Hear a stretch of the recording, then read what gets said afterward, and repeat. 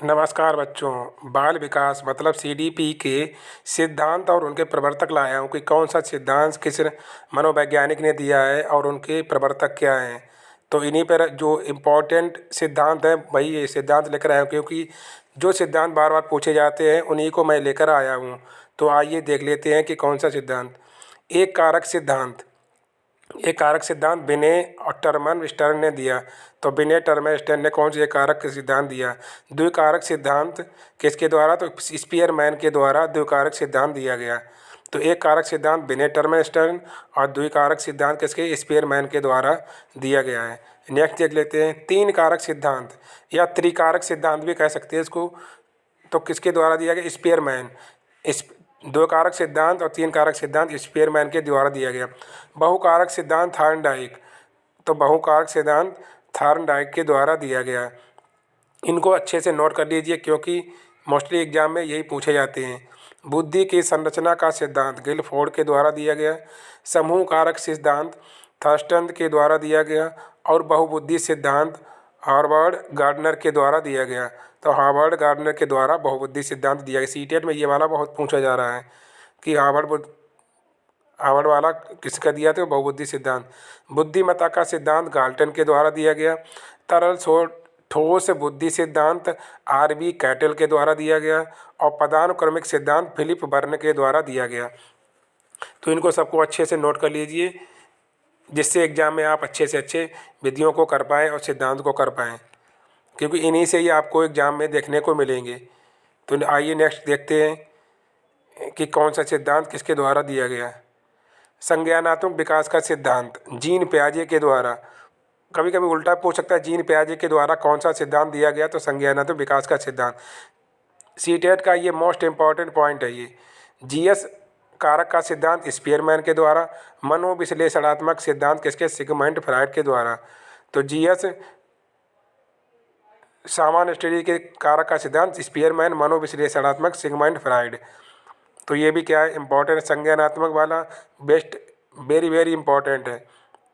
Seal गुण सिद्धांत किसके द्वारा? तो आलपोर्ट कैटल के द्वारा। मांग सिद्धांत मौसलो के द्वारा दिया गया। और चेतना का सिद्धांत एडलर के द्वारा दिया गया। तो चेतना का एडलर, मांग का कितना? मौसलो के द्वारा। और सील गुण का सिद्धांत आलपोर्ट कैटल के द्वारा दिया गया।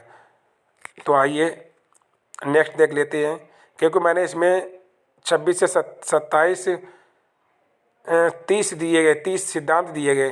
तो 30 में से आपके 100% यहीं से ही बनेंगे। तो अच्छे से कॉपी में नोट कर लीजिए और इनको रट लीजिए। अधिगम के नियम थार्नडाइक के द्वारा दिए गए।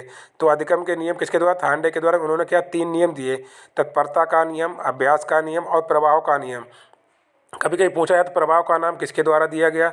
तो किसका? थार्नडाइक के द्वारा। अभ्यास का नियम किसके द्वारा? थार्नडाइक के द्वारा। तत्परता का सिद्धांत किसके द्वारा दिया गया? थार्नडाइक के द्वारा। इन तीनों के बारे में डिटेल में अच्छे से आपको बाद में समझाएंगे, जब नया वीडियो बनाएंगे इसके बारे में तो इसके बारे में अच्छे से समझाएंगे डिटेल में। अभी तक आप क्या इनके नियम याद कर लीजिए कि 3 नियम कौन कौन से हैं जो थार्नडाइक के द्वारा दिए गए। नेक्स्ट देख लेते हैं अनुकूलित अनुक्रिया सिद्धांत पावलोव के द्वारा। क्रिया प्रसूत अनुबंधन सिद्धांत स्किनर के द्वारा। अब भूल एवं प्रयत्न का सिद्धांत थार्नडाइक के द्वारा दिया गया। तो क्या अनुकूलित अनुक्रिया सिद्धांत पावलोव, क्रिया प्रसूत अनुबंधन सिद्धांत स्किनर के द्वारा, भूल एवं प्रयत्न का सिद्धांत थार्नडाइक के द्वारा दिया गया। अगला देख लेते हैं कि संबंधवाद का सिद्धांत थार्नडाइक के द्वारा दिया गया। प्रबलन का सिद्धांत हल के द्वारा दिया गया। तो कभी कभी उल्टा भी पूछ लेता है कि हल का सिद्धांत, हल का इनमें से कौन सा सिद्धांत? तो प्रबलन का। तो आप दोनों तरीके से याद कर लीजिए कि थार्नडाइक ने कौन कौन से सिद्धांत दिए और कौन से नियम दिए। अंतर्दृष्टि अधिगम सिद्धांत बर्दीमर कोहलर के द्वारा दिया गया। तो अंतर्दृष्टि अधिगम सिद्धांत बर्दीमर कोहलर के द्वारा दिए गए। सामाजिक अधिगम सिद्धांत बंडूरा। तो सामाजिक अधिगम सिद्धांत बंडूरा के द्वारा दिया गया। तो इन दोनों को भी अच्छे से नोट कर लीजिए। 2-3 बार आप लिखेंगे तो देखेंगे वीडियो को तो अच्छे से याद हो जाएंगे इसको। पियाजे के संज्ञानात्मक विकास की 4 अवस्थाएं बताएंगी। सीटेट का very very very important point है ये।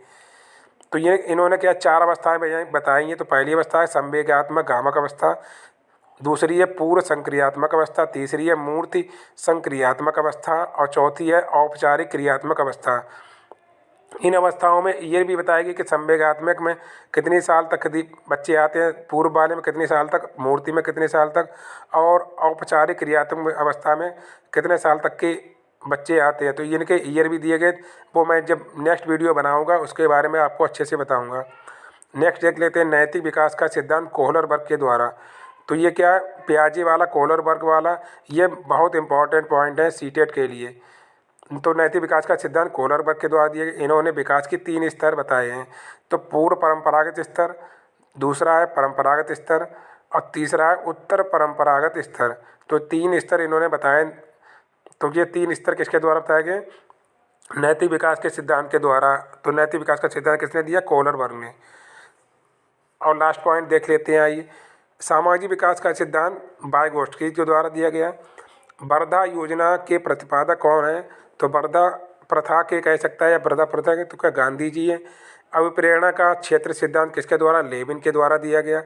और लास्ट पॉइंट दिया गया 30, मूल प्रवृत्ति के प्रवर्तक कौन है? मैकडूगल। तो मैकडूगल ने क्या मूल प्रवृत्तियों के बारे में बताया।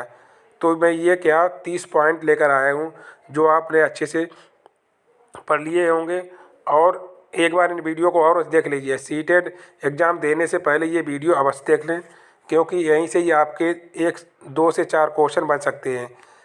तो वीडियो अच्छा लगा हो तो लाइक शेयर कीजिए, और हाँ, सब्सक्राइब अवश्य कीजिए, और मेरे चैनल के साथ बने रहिए। मिलते हैं नेक्स्ट वीडियो में, तब तक के लिए नमस्कार।